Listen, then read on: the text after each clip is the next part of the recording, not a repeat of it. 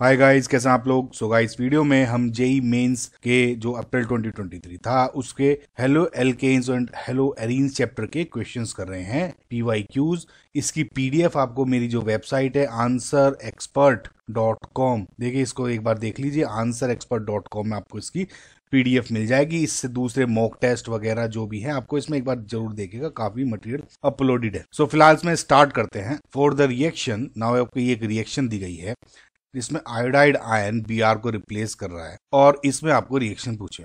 Now guys acetone की presence में है, एसीटोन इसमें बहुत इंपॉर्टेंट है।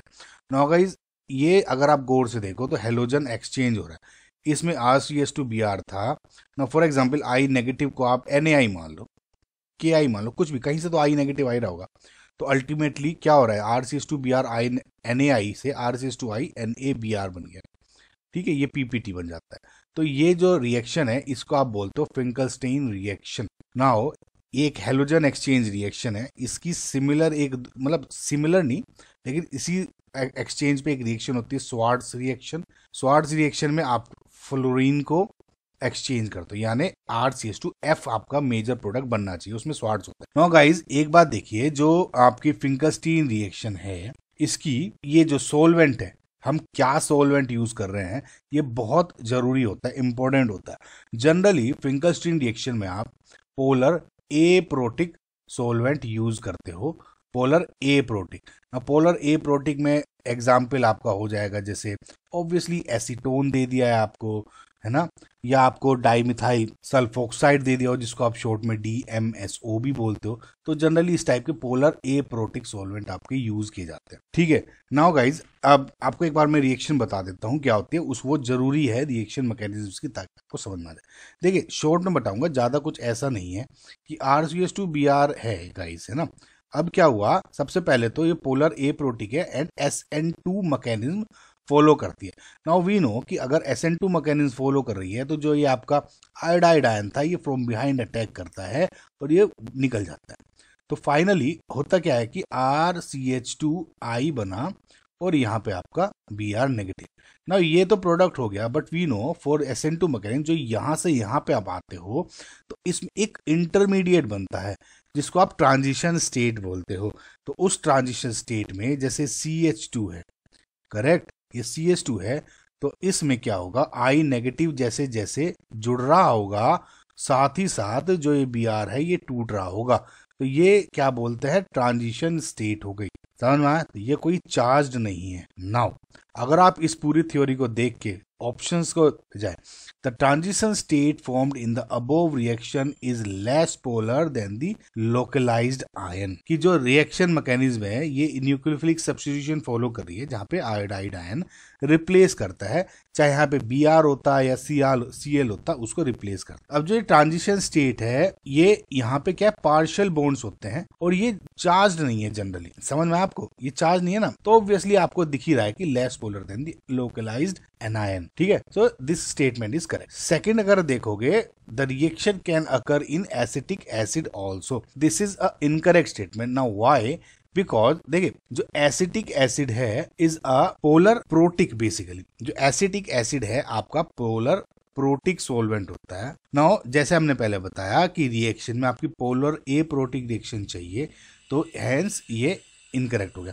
नाउ गाइज एक बात ध्यान रखिए, अगर आपको देखना है कि पोलर ए प्रोटिक, पोलर प्रोटिक या इम्पोलर, ये इस टाइप के सोलवेंट के बारे में आपको जानना है तो सोलवेंट्स आवेश केमिस्ट्री सर्च करना, आपको वीडियो दिख जाएगी, काफी एक्सप्लेनेटरी वीडियो वो मैंने अपलोड की। नाउ थर्ड ऑप्शन देखते हैं, the solvent use in the reaction solvates the ion form in the rate determining step. Now सबसे पहले तो गाइज आप ये देखिए इसमें RDS कोई नहीं बन रहा है, ट्रांजिशन स्टेट है, रेट डिटरमाइनिंग स्टेप नहीं है। Rate determining step basically true होगा जब आप कोई पोलर प्रोटिक सोलवेंट यूज करते हो, समझना इस, क्योंकि रिएक्शन में पोलर ए प्रोटिक यूज कर रहे हो तो इसलिए this is a incorrect statement. Polar A protic में बेसिकली ये न्यूक्लियोफिलिक सब्स्टिट्यूशन SN2 रिएक्शन होगी और कोई अगर देखिए SN1 होती रिएक्शन सपोज, तब इसमें ये रेट डिटरमाइनिंग स्टेप वगैरह ट्रू होता है ना, क्योंकि देखिए ये वाली जो रिएक्शन फिंकलस्टीन इसमें ऐसे बन रहा है, उसमें कैसे बनता, एक प्रोडक्ट इंटर वो स्टेट बनती और फिर आपका ये इस तरह से प्रोडक्ट बनता, समझ में आया। ये रिएक्टेंट, ये प्रोडक्ट, और ये आपकी इंटरमीडिएट्स जो भी प्रोडक्ट बन रहा है, ये रेट डिटरमाइनिंग स्टेप में आ जाता है इसका फॉर्मेशन, समझ लो, बेस्ड ऑन इसका या इसका ये का। सो ये इनकरेक्ट हो गया बिकॉज हम पोलर ए प्रोटीक यूज कर रहे हैं ना कि पोलर प्रोटीक, और ये स्टेप पोलर ए प्रोटीक के लिए यूज किया जाता है। नाउ जो फोर्थ ऑप्शन है, Br negative can act as a competing nucleophile. इसका मतलब क्या है, पहले तो आपको ये समझ में आना चाहिए। ये देखिए, ये बोल रहे हैं कि जैसे आपने CH2Br को I नेगेटिव से रिएक्शन अटैक कराया और Br निकल गया, तो क्या ये इस तरह से भी ट्रू है कि जो Br नेगेटिव इस I पे अटैक, CH2 पे अटैक करे और I निकाल दे, hence backward reaction true prove हो जाए? देखिए, ये बिल्कुल इनकरेक्ट स्टेटमेंट है, समझ में आया? ये बिल्कुल ही इनकरेक्ट स्टेटमेंट है। तो ये इस बात पे डिपेंड करता है इनकी चार्ज डेंसिटी। नाउ देखिए, आप जब टॉप से बॉटम आएंगे, Br नेगेटिव पे एक चार्ज है नेगेटिव का, सिमिलरली I नेगेटिव पे भी एक चार्ज है, बट Br नेगेटिव अगर साइज ये है, I नेगेटिव का साइज है, मतलब I negative is bigger in size, समझ में आया? जो I नेगेटिव है बड़ा साइज में, इसकी वजह से जो एक नेगेटिव चार्ज छोटी सरफेस पे, यानी इस पे जो चार्ज डेंसिटी है ना, Br नेगेटिव इज हायर, और I नेगेटिव पे in comparison with Br negative जो चार्ज डेंसिटी है वो कम है, ऑब्वियसली सरफेस एरिया का ज्यादा है। अब क्या होता है, नाउ बिकॉज Br नेगेटिव पे, या फॉर दैट मैटर कि अगर मैं यहाँ पे Cl नेगेटिव की बात भी करता, उस केस में भी, फिंकलस्टीन रिएक्शन केस में भी, तो क्या होता है कि क्योंकि इसमें चार्ज डेंसिटी ज्यादा है, तो उसमें क्या होता है, जो पोलर ए प्रोटिक हम सोलवेंट यूज कर रहे हैं, पोलर ए प्रोटिक सोलवेंट इस नेगेटिव, अब जब एक बार रिएक्शन हो गई तो पोलर ए प्रोटिक सोलवेंट इसको क्या करता है, रिपेल करता है, और ये वापस अटैक इस पे नहीं कर रहा, समझना? और साथ ही साथ क्या होता है कि ये NaBr बन जाता है और इसका प्रेसिपिटेट बन जाता है, इसी वजह से, क्योंकि ये अटैक नहीं पकड़ पा रहा सोलवेंट की वजह से, और डायरेक्ट इसका आपका प्रेसिपिटेट बन गया, समझ में आया? गाइस थोड़ा सा आपको है ना उसको समझने की कोशिश करें कि मैंने दोबारा क्या बोला, एक बार सुनेंगे ना इसको, थोड़ा सा थियोरिटिकल समझ के माने, है ना? समझ में आपको? तो थोड़ी अगर थियोरी समझ के चलेंगे तो आपको थोड़ा सा ज्यादा कॉन्फिडेंस आ जाएगा इसको। ये अगर आप क्वेश्चन याद कर लेंगे ना थोड़ा सा, मतलब कंसेप्ट्स को, तो बहुत इजी हो जाएगा, क्योंकि बहुत बेसिक्स चीजें पूछी गई थी इसमें। तो फिलहाल आपका जो करेक्ट आंसर हो गया इज ऑप्शन नंबर 1, समझ में आया? नेक्स्ट क्वेश्चन देखते हैं। Choose the halogen which is most reactive towards SN1 reaction in the given compound ABCD। Now guys, A में आपको ये वाला A साइड या B साइड ज्यादा रिएक्टिव है वो बताना है, सिमिलरली बी में, सिमिलरली सी में, सिमिलरली डी में, इनका कोई कंपैरिजन नहीं करना है, बस आपको कंपैरिजन किस में करना है, इस साइड में, इस साइड में, या इस साइड में, इस साइड में, या इसमें, या इसमें, इसमें, समझ में आया? तो आपको ये बताना है कि जब SN1 रिएक्शन कर रहा हूं तो इसमें से कौन सी ज्यादा मोस्ट रिएक्टिव होगी। देखिए, एक चीज को आप ध्यान रखें फॉर SN1 रिएक्शन, क्योंकि SN1 रिएक्शन में आपका कार्बोकैटायन फॉर्म होगा, तो जो इसकी स्टेबिलिटी है ऑफ कार्बोकैटायन, जितना ज्यादा स्टेबल उतना ज्यादा रेट ऑफ रिएक्शन, समझना? रेट ऑफ रिएक्शन ज्यादा होगा तो मैं कह सकता हूं कि जो रिएक्टिविटी होगी टुवर्ड्स SN1 इज हायर, समझना? तो जितना ज्यादा स्टेबल कार्बोकैटायन उतना ज्यादा आपका स्पीड या स्टेबिलिटी या रिएक्टिविटी। अब अगेन, अगर आप इसको ऐसे मान के चले, Br भूल जाए, समझना? और बस ये मान के चलो यहाँ पॉजिटिव चार्ज हो, सिमिलरली यहाँ पॉजिटिव चार्ज है, इस Br को आप भूल जाओ। अब इन दोनों में से कौन सा ज्यादा स्टेबल? देखिए, ऑब्वियसली ये एक बेंजाइलिक कार्बोकैटायन बन रहा है। कैसे? ये जो CH2 हो गया, इस टाइप से कुछ बन रहा है ना, और यहाँ पे पॉजिटिव चार्ज है, ये CH है ना, पॉजिटिव बेंजाइलिक है, लेकिन ये वाला जो है ये कुछ नहीं है, ये सिंपल एक यहाँ पे पॉजिटिव चार्ज बन रहा है, और बेंजीन रिंग भी इधर बन रही है, समझ में आया? तो इसका मतलब इसमें और इसमें आप कंपेयर करोगे तो ये वाली पोजीशन ज्यादा स्टेबल है, फॉर ऑब्वियस रीजंस, क्योंकि ये बेंजाइलिक कार्बोकैटायन है और इट इज मोर स्टेबल। तो हैंस ए में तो क्या हो गया, आपका जो ए है जो वो इज मोर स्टेबल, तो इसमें देखिए ABRA option number 2 is your correct answer, यही है।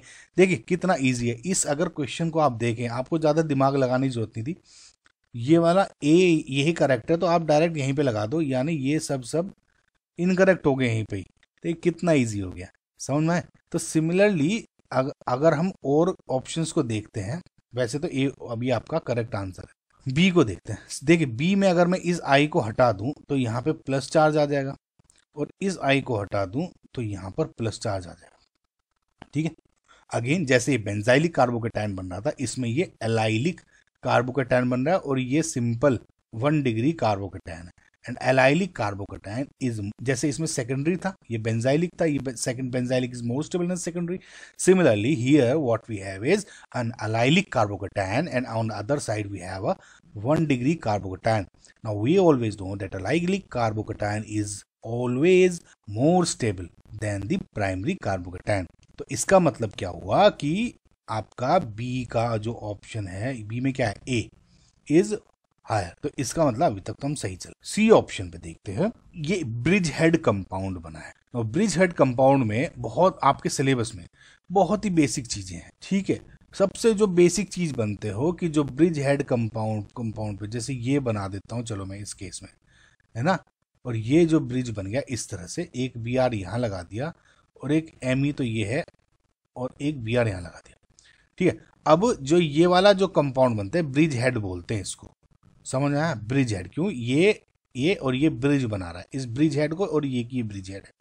तो ब्रिज हेड पे जो कार्बोकैटायन बनता है इज वेरी लेस स्टेबल, समझ में आया, बहुत ही कम स्टेबल होता है। इसका मतलब अगर मैं इसको हटा दूं, इसको, तो ये वाला तो ब्रिज हेड का बन गया, इसका मतलब इसको हटा कर मैं यहाँ पे पॉजिटिव लगा सकता हूँ, क्योंकि ये नॉन ब्रिज हेड है, ये सिंपल कार्बन है, ये ब्रिज हेड था। इसका मतलब बिकॉज ये सेकंड टर्शियरी कार्बोकैटायन है और ये ब्रिज हेड है, और नॉन ब्रिज हेड या tertiary carbocation is more stable than this.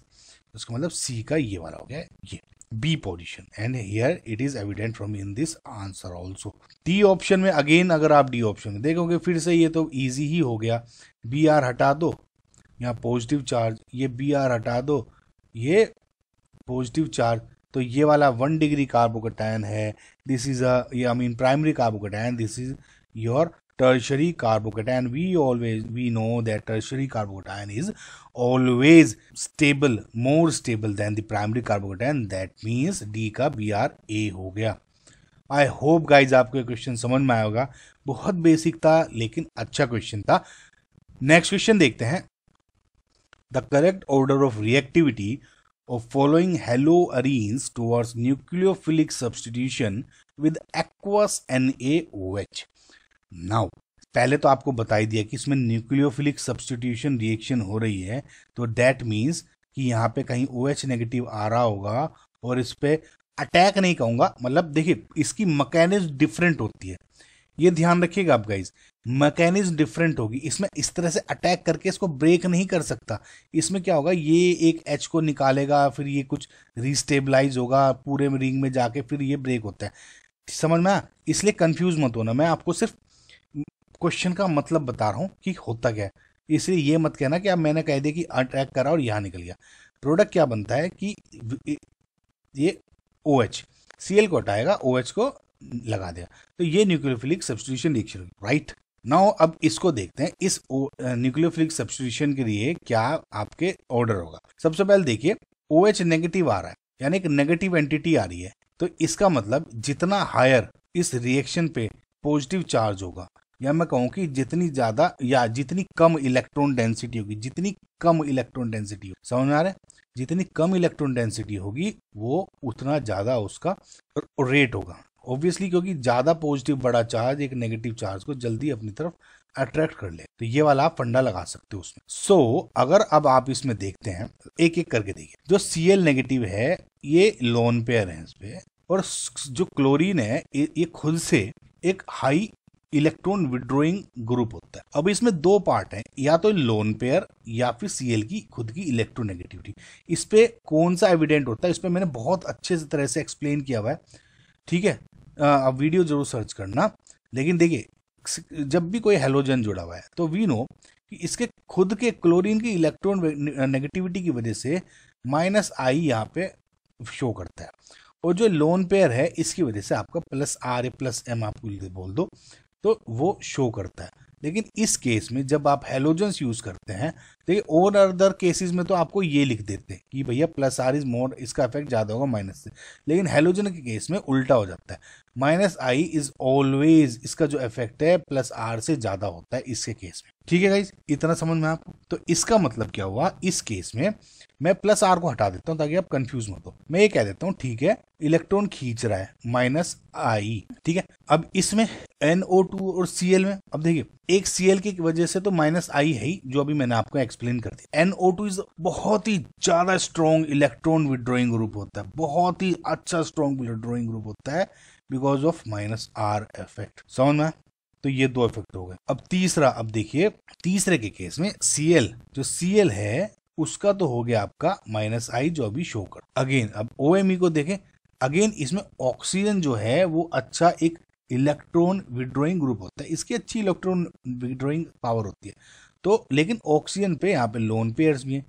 तो जैसे इस केस में था, एक तो ये माइनस आई शो कर रहा है एंड एक प्लस आर शो कर रहा है because of this lone pairs, मतलब इलेक्ट्रॉन ये पुश कर सकता है। अब जैसे इस केस में तो था माइनस आई का इफेक्ट ज्यादा, अदर केसेस में ये वाला इफेक्ट हो जाता है। समझ में? तो मैं ये कह सकता हूं कि ठीक है, ये इलेक्ट्रॉन को पुश कर रहा है अंदर प्लस आर। समझ में आया गाइस आपको? नाउ लास्ट में अब तो ये आपको सब समझ में आ गया होगा। ये माइनस आई शो कर रहा है, ये बहुत ही ज्यादा अच्छा इलेक्ट्रॉन विड्रॉइंग ग्रुप है। माइनस आर, एक माइनस आर और एक माइनस आर और अब ये क्या पोजीशन में है कि इलेक्ट्रॉन नलीफाई कर रहे हैं या कर रहे हैं, आपको कुछ सोचने की जरूरत नहीं भाई।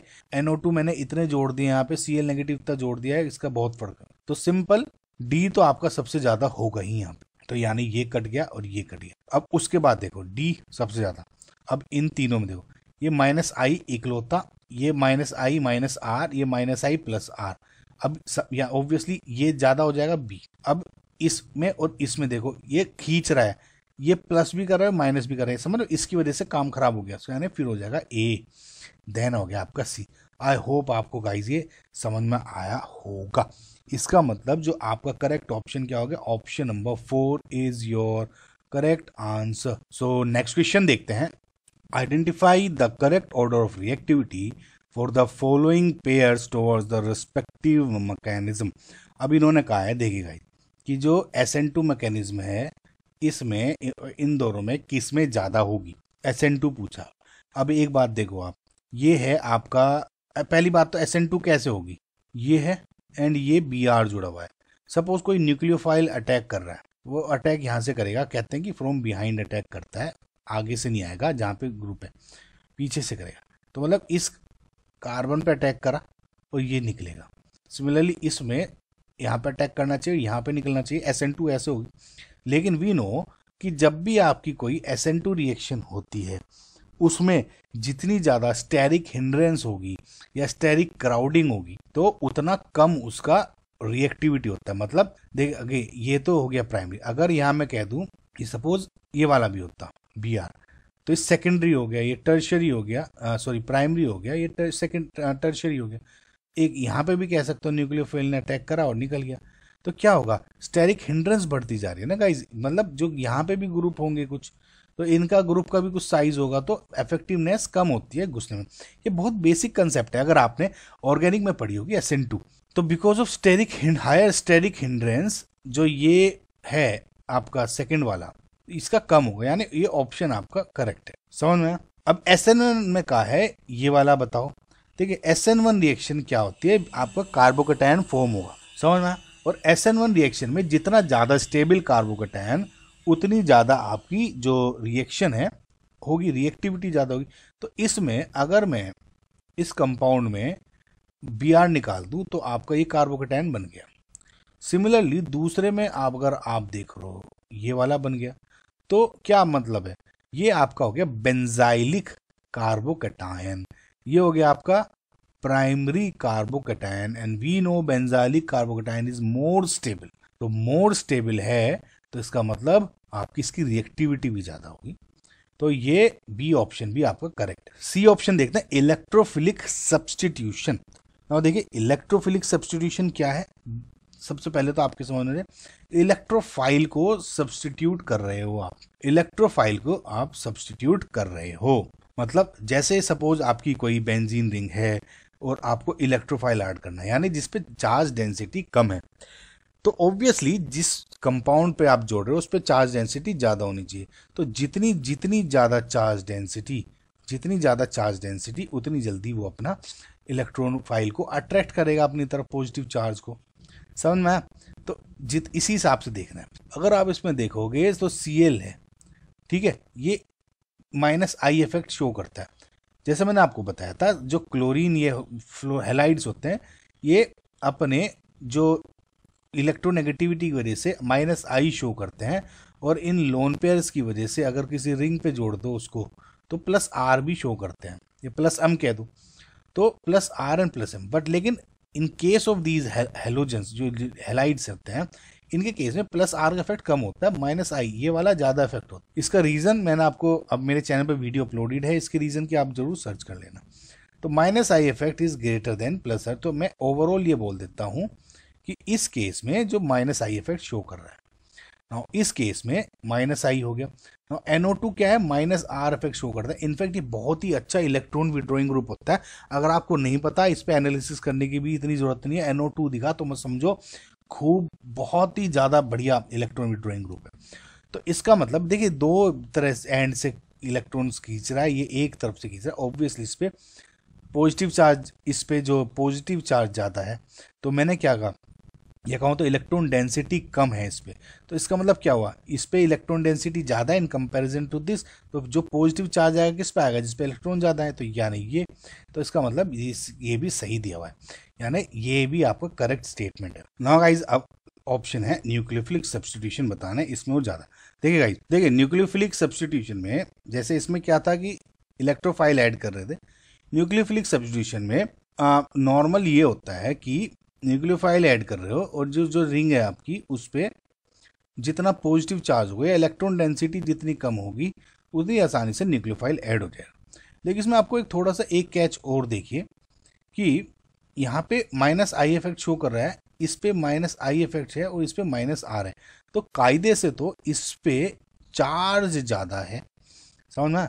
इस पे चार्ज ज्यादा है, पॉजिटिव चार्ज, या कहूँ तो इलेक्ट्रॉन डेंसिटी कम है, ठीक है। तो ये क्योंकि इस पे चार्ज ज्यादा दिख रहा है, तो कहेगा कि ये आंसर गलत है। जब भी कोई इलेक्ट्रॉन विड्रॉइंग ग्रुप जुड़ा हुआ होता है एट ऑर्थो या पैरा पोजिशन पे फ्रॉम, जब जैसे यहाँ पे देखिए आप इसको, ये आपका कोई हेलोजन जुड़ा है, कोई भी ऑर्थो और पैरा पोजिशन, अगर इन पोजिशंस पे कोई इलेक्ट्रॉन विड्रॉइंग ग्रुप जुड़ा होता है तो इसमें जो न्यूक्लियोफिलिक सब्स्टिट्यूशन रिएक्शन होती है उसकी रिएक्टिविटी बढ़ जाती है। न्यूक्लियोफिलिक एराइल सब्स्टिट्यूशन के केस है ना, तो इसमें इलेक्ट्रॉन विड्रॉइंग ग्रुप अगर जुड़े होते हैं, तो अगर यहाँ हेलोजन कुछ भी, जैसे इस केस में है पैरा पोजिशन पे NO2 जुड़ा हुआ है, तो इस केस में न्यूक्लियोफिलिक जो सब्स्टिट्यूशन है इसकी बढ़ जाएगी, ठीक है। तो जैसे मैंने आपको बताया कि इसमें अगर वो ऑर्थो एंड पैरा पोजिशन पे इलेक्ट्रॉन विड्रॉइंग ग्रुप जुड़ा हुआ है तो उसकी न्यूक्लियोफिलिक सब्स्टिट्यूशन के टुवर्ड्स रिएक्टिविटी ज़्यादा हो जाती है। इसका मतलब ये, क्योंकि ये बोला गया है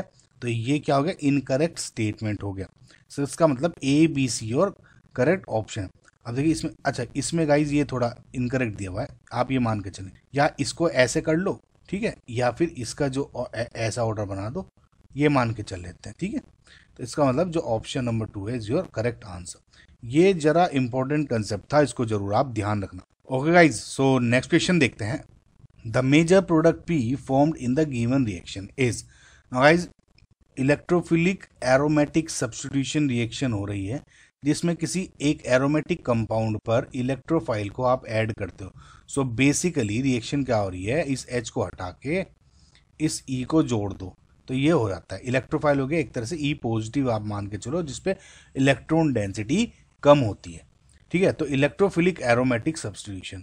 नाउ इसमें एनहाइड्रस AlCl3 है, ये एक लुईस एसिड हो गया, तो ये क्या करता है, इजीली Cl नेगेटिव को अपनी तरफ खींच लेता है, लीविंग बिहाइंड एक पॉजिटिव चार्ज हियर। तो अगर आप इसको गौर से देखोगे तो मैं यहाँ पे चलिए जल्दी से बना देता हूँ, OCH3 NO2, और जो ये एंड ये यहाँ पे पॉजिटिव चार्ज हो गया, ठीक है। अब पॉजिटिव चार्ज हो गया तो अब ये, जैसे मैंने बताया था कि ये इस रिंग पर जोड़ दो इसको। अब ये किसी तरफ आपको जोड़ना है, ठीक है। नाउ द क्वेश्चन अराइजेस कि आपको इधर जोड़ना है या इधर जोड़ना है। तो इसका क्वेश्चन, इसका जो आंसर है गाइस बहुत इजी है, कोई ज़्यादा टेंशन नहीं होनी। देखिए सबसे पहले तो NO2 एक इलेक्ट्रॉन विड्रॉइंग ग्रुप है, तो इन पोजीशन पे अटैक कर रहा है, यानी यहाँ पे आप मानो डेल पॉजिटिव चार्ज है। अब ये जो ग्रुप है, ये वाला ग्रुप सिमिलरली इन पोजीशन पे कर रहा है, यानी इन सब पे डेल नेगेटिव चार्ज आ जाएगा। इसका मतलब जो ये पोजीशन है या ये पोजीशन है, वे इस NO2 से ज़्यादा फर्क नहीं पड़ रहा है। लेकिन फिर भी अगर आप इसको देखो, जो NO2 है यहाँ से थोड़ा ज़्यादा क्लोज है, ठीक है, और ये थोड़ा दूर है। और या वैसे भी कह दूं तो क्योंकि यहाँ पे OCH3 है, इसकी जो ऑर्था पोजीशन है थोड़ी स्टेरिकली हिंडर्ड रहती है, ठीक है, थोड़ी क्राउडेड है। इसका मतलब ये जो पोजीशन है इसके लिए ज़्यादा फिजिबल रहेगी। प्रोडक्ट तो ये भी बन जाएगा, समझ में आप, प्रोडक्ट तो गाइस ये भी बनेगा, लेकिन जो थोड़ा माइनर हो जाएगा, ये वाला थोड़ा ज़्यादा मेजर हो जाएगा इसी वजह। तो जब मेजर हो जाएगा, ये नेगेटिव चार्ज है, तो ये क्या करेगा, इस पर जोड़ देगा अपने आप को। जब इसको जोड़ेगा तो ये क्या कहेगा, देखिए भैया ये हो गया एक रिंग, ये हो गया OCH3, ये हो गया NO2। अब देख कितनी हो गया, 1 2 3 4, करेक्ट। और एक ये बॉन्ड हो जाएगा 5। इसका मतलब 1 2 3 4 एंड 5, ये तो ऑलरेडी था, समझ गए। अब 1 2 3 4, 1 2 3 4, इस वाले पे आप CH3 जोड़ दो, ये जो CH3 था। तो ये जो आपका हो गया फाइनल आंसर हो गया। गाइस इजी क्वेश्चंस रहते हैं, बस ये क्वेश्चन रिक्वायर करते हैं प्रैक्टिस, क्योंकि छोटी छोटी चीज़ें ऐसी इन क्वेश्चंस में आ जाती है जो आपको कभी कंफ्यूज कर सकते। तो करेक्ट ऑप्शन जो हो गया is your answer number 4। I hope guys आपको ये समझ में आया होगा। नेक्स्ट क्वेश्चन देखते हैं। 2 methyl propyl bromide reacts with C2H5O negative, और बेसिकली आपका इथोक्साइड आयन हो गया, एंड गिव अ ए, ठीक है, वेयर ऑन जो रिएक्शन विद, अगर आपका 2 प्रोपाइल मिथाइल प्रोपाइल ब्रोमाइड है, इसके साथ इथेनॉल के साथ रिएक्शन करता है तो एक प्रोडक्ट बी बनाता है। The mechanism followed in this reaction and the product A and B are. देखिए गाइस बहुत कंसेप्चुअल क्वेश्चन है, इन क्वेश्चन लेकिन ईजी है। सबसे पहले देखिए 2 मिथाइल प्रोपाइल ब्रोमाइड का जो कंपाउंड होगा ये बन गया, ठीक है, 2 पे मिथाइल जोड़ दिया एंड ब्रोमाइड, करेक्ट। नाउ अब इस पे देखिए, एक तो ये हो गया आपका CH3O नेगेटिव, और इसी को आप CH3OH के साथ रिएक्शन कर रहे हो। एक कंसेप्ट याद कर लीजिए, पहली बात तो अगर इन दोनों को आप रिएक्शन करते हो, ये एक स्ट्रॉन्ग न्यूक्लियोफाइल है, वेयर है जो ये वाला है आपका वीक न्यूक्लियोफाइल हो गया। हमेशा जो स्ट्रॉन्ग न्यूक्लियोफाइल होते हैं SN2 मैकेनिज्म प्रीफर करते हैं, वेयर है जो वीक न्यूक्लियोफाइल्स होते हैं वे SN1 प्रीफर करते हैं। तो अगर इसमें SN2 है तो पहली बात तो ये अटैक इस पे करेगा और ये निकल जाएगा, समझ में आया। तो इसका मतलब जो आपका यहाँ पे प्रोडक्ट आपका मैं दिखा सकता हूँ बनाकर, वो ये है, ये, और इसके बजाय OCH3 जोड़ दी, हाँ सॉरी C2H5, OC2H5 था है ना, C2H5, OC2H5, correct guys. Now similarly अब क्योंकि इसमें वीक न्यूक्लियोफाइल है SN1 होगा, तो पहले क्या होगा, ये Br नेगेटिव निकलेगा, पॉजिटिव चार्ज हुआ, यहाँ पे एक H है, हाइड्राइड शिफ्ट कर देता हूँ, और ये पहले होके यहाँ पर पॉजिटिव चार्ज आ जाएगा। अब क्या होगा, ये जो आपका C2H5OH है वो अटैक करेगा, ठीक है। अब ये अटैक करने के बाद ये यहाँ पे OHC2H5 जुड़ गया with positive charge, H positive निकल जाएगा तो OC2H5 बन गया, ठीक है। तो इसमें अगर आप देखोगे तो जो पहली रिएक्शन है वो तो ये बन गया, और दूसरे में ये वाला प्रोडक्ट बना, समझ में आया। तो अब क्वेश्चन देखें, तो जो आपका जो पहला कंपाउंड है SN जो A है फॉलोइंग, ये तो क्या है, A बना रहा है, और ये है आपका B प्रोडक्ट, ठीक है। तो A किससे बना है, SN2 से, B बना है SN1 से। तो A तो ये तो कट गया, ASN2 ASN2 ये दोनों कट गए। अब इन दोनों में देखिए ASN2 BSN2 बोल रहे हैं, तो ये भी गलत, ASN2 और BSN1, तो इसका मतलब जो आपका ऑप्शन नंबर 3 है इज योर करेक्ट आंसर, और नोमेनक्लेचर आपको मैच भी कर रहा है, समझ में आया। तो आई होप गाइज आपको ये जो क्वेश्चन है वो समझ में आया होगा। देखिए कुछ कुछ चीज़ें बेसिक्स होती हैं बस, ये लेकिन ईजी होते हैं, लेकिन आपको गलती नहीं करनी इन क्वेश्चन में। सो नेक्स्ट क्वेश्चन देखते हैं, मैच लिस्ट 1 विद लिस्ट 2। अभी क्या है कि 1 ब्रोमो प्रोपेन है इज रिएक्टिव विद जो लिस्ट 1 में आपके रिएजेंट्स है। अब आपको प्रोडक्ट बताने हैं। देखा गाइज अच्छा क्वेश्चन है लेकिन थोड़ा लंबा भी है, तो थोड़ा ऐसे देखिए। इसके पहले तो CH3 CH2CH2Br, तो इसका हो गया 1 ब्रोमो प्रोपेन हो गया आपका। अब इसको पहले एल्कोहलिक KOH से आप रिएक्शन कर रहे हो गाइज। इसमें एक चीज आप देखिए, अगर यहाँ पे KOH इन्होंने एल्कोहलिक दिया हुआ है और KOH एल्कलाइन दिया हुआ होता, इसमें डिफरेंस हो जाता। एल्कोहलिक KOH हमेशा E2 एलिमिनेशन प्रेफर करता है और एल्कलाइन KOH हमेशा SN2 टाइप की न्यूक्लियोफिलिक जो रिएक्शन है वो करेगा। इसमें एलिमिनेशन, इसमें न्यूक्लियोफिलिक रिएक्शन इज प्रीफर्ड। तो इसका मतलब अगर इसको देखोगे एल्कोहलिक KOH के साथ, तो elimination reaction is being preferred over here. तो इसका मतलब जब ये फॉर एग्जांपल ये H को हटा के यहाँ मान लूँ, तो जब ये OH नेगेटिव आएगा KOH से तो इसको खींचेगा, करेक्ट। ये जो है यहाँ पे एडजस्ट होकर ये ब्रेक हो जाएगा बॉन्ड, तो CH3 CH double bond CH2 आपका ये वाला प्रोडक्ट बन गया जो कि एक एल्कीन है। तो इसका मतलब A का 3 से मैप कर दे, A का 3 यानी ऑप्शन नंबर 4। देखिए गाइज, देखने में तो आपको बहुत लंबा लग रहा था क्वेश्चन, लेकिन असल में कितना छोटा है, ठीक है। हम क्योंकि लेकिन हम यहाँ पे समझ रहे हैं क्वेश्चन, तो हम सारे के सारे ऑप्शंस समझेंगे, हम छोड़ेंगे नहीं। तो फिलहाल इसमें 4 आंसर करेक्ट है। अब अगर आप इसको देखें फिर से सेकंड ऑप्शन, कि अगर मैं 1 ब्रोमो प्रोपेन की रिएक्शन करा रहा हूँ आपके KCN के साथ जो कि एल्कोहलिक है, उसमें क्या रिएक्शन हो जाएगी ना गाइज। इसमें एक चीज देख लीजिए, क्योंकि आगे AgNO2 और ये भी दिया हुआ है। अगर इसमें KCN दिया हुआ है और AgCN दिया हुआ है, अगर AgCN होता है इसमें या KCN है, इसका अंतर समझ लिए प्लीज।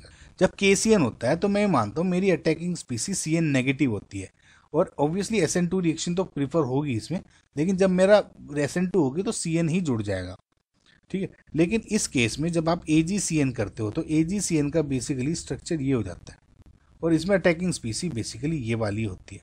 तो यहाँ पे NC बनता है, NC, समझ में आया। जैसे अब इसमें फिलहाल रिएक्शन है ये वाली, CN नेगेटिव ने अटैक करा, ये निकल गया, CH3 CH2 CH2 और CN बन गया जो कि एक नाइट्राइल है, समझ में आया।